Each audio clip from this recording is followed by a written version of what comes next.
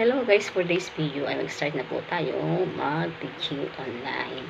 So ito, naka-ready na po yung aking ituturo guys. Ito na siya.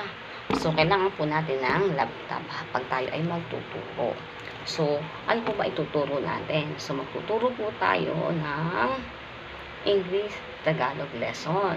So meron na po tayo mga estudyante na konti pa lang naman po, pero within a week, meron silang schedule.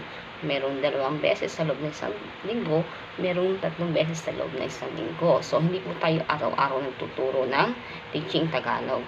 So, sino-sino po ba ang mga nagiging estudyante ko dito? So, ito po ay mga foreigner, ang mga naging estudyante ko.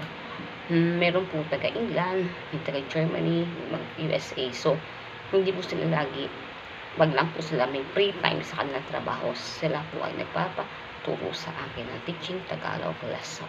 So, guys, ito siya. So, ito na ha. Kapag nagtuturo, kailangan natin meron tayong laptop. Siyempre, kailangan talaga. And then, kailangan din natin na meron tayo minsan na nagpiprepare ako sa kanila ng notebook and tsaka ng pen. Pinapasulat ko sa kanila yung mga words. And then, after that, tinuturuan ko sila kung paano nabasahin yun. So, English and Tagalog lesson po ang tinuturo natin. How to pronounce it, di po ba? So, magkaiba tayo ng lengguwahe ng English at saka ng Pilipino. So, ganun po ang ginagawa natin, guys. So, tiyagaan lang, siyempre, di ba? Medyo hirap sila, sa totoo lang. Hirap sila na magsalita ng Tagalog. So, unti-unti po, tinuturuan ko sila hanggang sa matutunan sila. Siyempre, una-una po rin na muna ay words, next, phrases, and then, sentences. After that, story naman, para hindi sila hirap sa pagbabasa. Di po ba? So, konting tiyaga lang sa pagtuturo.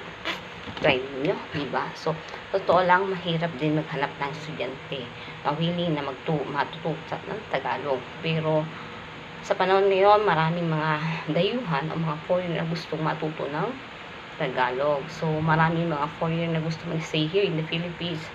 Mag-stay sila kasama ng kanilang mga fiancé, mga asawa nila, mga wife nila, diba? So, gusto nila dito mag-migrate sa Pilipinas. So, ang ginagawa nila, nag-ahahanap sila ng magtuturo sa kanila ng online teaching Tagalog. So, diba? So, mag-ready na po ako sa pagtuturo sa kanila. So, ito ba? So, medyo mahirap sabi nga. Ito, pero, konting tiyaga lang sa kanila. Konting tiyaga para matutunan nila. Medyo hirap sila. Medyo islang yung kanilang mga salita. So, hanggang dito na po muna, guys. At, start na po ako mag-lesson naman. Bye-bye. Have a great day, everyone.